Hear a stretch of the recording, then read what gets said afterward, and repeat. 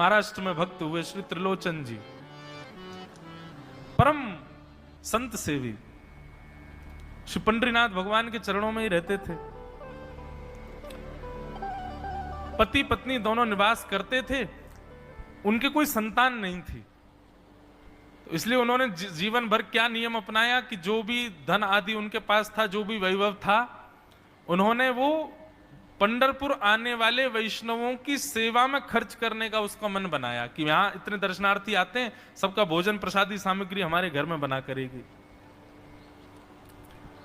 तो श्री त्रिलोचन जी पंढरपुर आने वाले दर्शनार्थियों को घर बुला करके प्रेम से भोजन पवाते थे,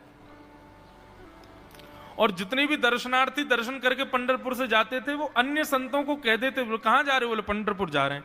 बोले भैया पंढरपुर जा रहे हो तो त्रिलोचन जी के यहां जाना, उनके यहां भोजन प्रसादी बहुत बढ़िया संतों के अनुकूल बनाते हैं। बड़ी ख्याति हो गई महाराज जी, अब तो जितनी भीड़ पंढरपुर विठल मंदिर में, उतनी भीड़ त्रिलोचन जी के घर के बाहर संतों की, दर्शनार्थियों की, सब प्रसाद पाने के लिए जाते।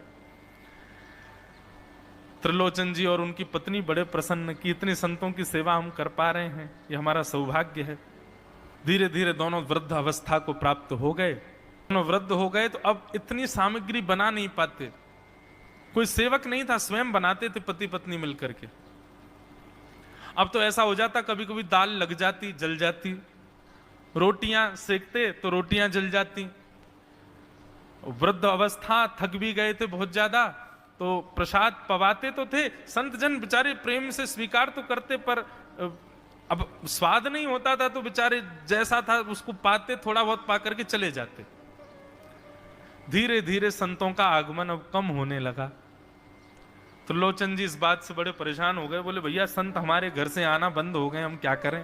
तो श्री त्रिलोचन जी महाराज ने बाहर एक बड़ा सा कुछ होर्डिंग जैसा लगा दिया, उस पर लिख दिया कि अंदर कोई संत सेवा आदि के लिए एक सेवक की आवश्यकता है, अगर किसी के अंदर सेवा भाव हो तो वो आकर के भीतर संपर्क करे। सेवा, ब्रजवासी सेवा, गौ सेवा, इन सब सेवाओं के प्रकल्प में यदि आप सेवक की कामना करोगे तो कहीं ना कहीं किसी ना किसी रूप में ठाकुर जी आएंगे सेवा के लिए। त्रिलोचन जी ने बाहर लिख दिया कि भाई संत सेवा के लिए सेवक की आवश्यकता है, यदि कोई सेवा भावी सेवा करना चाहता है तो भीतर आके संपर्क करे। अब यह बोर्ड पढ़ लिया हमारे श्री पंडरीनाथ भगवान ने, और श्री विठल भगवान एक छोटे से बालक का रूप धारण करके त्रिलोचन जी के यहाँ पहुंच गए।